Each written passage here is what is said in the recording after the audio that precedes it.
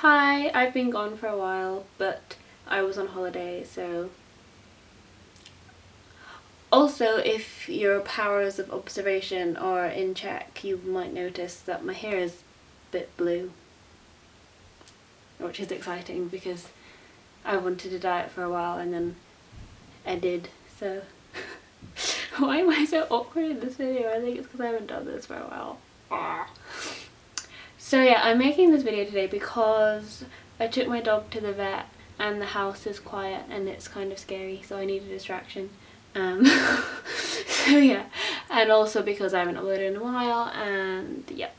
So just quick before I start the main bit of this video, I'm going to start doing more reviews because if you don't know, I review every single book I read on my blog, but I can't do a video review for every single book I read because that would just take too much time to film and edit. So I'm just going to do reviews on books that I actually particularly liked or I really want to talk about. So yeah, and I've tried to come up with like a loose schedule, and I say loose because I'm probably not going to stick to it, but I will try. Probably reviews up around Wednesdays. Don't ask me what time because I'm not that organised. And then other videos like tags or hauls and stuff will be going up on Fridays, I think, for now anyway, so yeah. Right, on to the main part of this video, which is a review of Attachments by Rainbow Rowell, which I have here. I did actually read it, I have the book.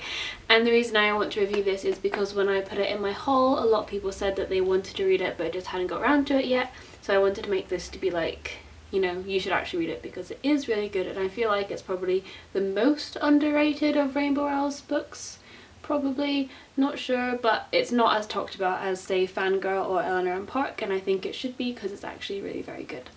So a quick summary for those of you who don't know, Attachments follows Beth and Jennifer, who are two kind of close friends who both work at a newspaper in the 90s. Well, I think it's 1999, so towards the start of the new millennium, and basically they exchange emails every day about just kind of life and love, relationships, whatever they're feeling, but they're quite funny and you know, touching, and you know, their friendship really comes through.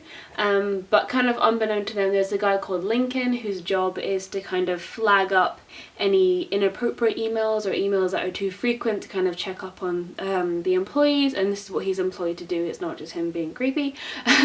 But he gradually, instead of sending them a warning when, you know, their emails are too frequent or contain like inappropriate words, he kind of gets drawn into their lives, and he kind of gets drawn into their lives, and he gradually begins to fall in love with one of them, and then that kind of has complications because he's never met them, and if he did, he'd kind of have to say, look, I've been reading your emails for a while, and that would be a bit weird. So it basically just kind of follows how he deals with that, and also other things like his relationship with his mum and his previous girlfriend, I guess, that kind of comes into play, which is really interesting. So yeah, I really like this book. I really loved how it was written. I always love Rainbow Rowell's writing. I think it's really readable, it's really enjoyable, and kind of you can really get to grips with the characters. I always find her characters to be very real, especially like Lincoln. He's quite shy and awkward, and you really get that,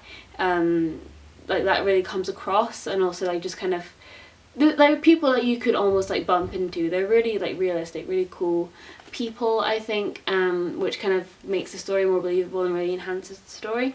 Also, I think it was really cleverly done how when she was writing about Lincoln, she wrote in like a third person narrative, but from Lincoln's perspective. So chapter, I don't know, however many chapters in the book were kind of written like that, but then there were other chapters where you just got Beth and Jennifer's emails. I will try and find an example. So I don't know if it will focus on this, but basically you literally just get it written out like in email format, which I thought was really interesting because some people might be thinking, oh, Lincoln's just a creep, how can he possibly fall in love via email? But then you're reading these women's emails and you actually start to form bonds with the characters, you start to like the characters, you start to care about them, and you're like, oh, I've only ever read their emails, I don't know what these characters are like. So it's really interesting. I thought that was really cleverly done, and yeah, I just thought it was really kind of, it was really funny, it was really thoughtful, and it kind of, little observations that she made just about life in general, I thought was really cool. And I think whether you're kind of in your 30s and you read this and you're kind of thinking back on like you know, first loves, or, you know, there's a lot of stuff about people wanting to start families and, you know, kind of feeling pressure to do that. That would kind of resonate with those people. Or, you know, whether it's nostalgic for you, or if you're young like me and you're thinking about all the possible things to come, then it's actually really insightful, and I really enjoyed it. I really find Rainbow Rowell's books to be, I shouldn't have started that sentence because now I can't think of a word. I don't know, I read it and I feel like, I feel comfortable, you know what I mean? Like, it feels kind of, oh, I don't know what the word is, but like, you just sit down, you feel cozy, you're like, yeah, like, this is something I want to read. I don't know, what am I saying? But yeah, I really liked it. So after reading this, my grand total of Rainbow Rowell books that I've read is 3. I've read Fangirl, Eleanor and Park, and Attachments. I'm yet to read Landline, which I will get, and then her newest book, Carry On, which is the fan fiction from Fangirl. Oh my god, I'm so excited. It's coming out October 2015, so I want to read her last Landline before that, so then I can rank them before the 5th one comes out. Oh, I'm so excited. Okay. So yeah, I hope you enjoyed this review, and if you've read Attachments, let me know what you thought, or if you haven't read Attachments, let me know if you want to read it based on what I've said. I think you should. It's really good. Oh, that rhymed. Okay, I'll see you in my next video. Bye!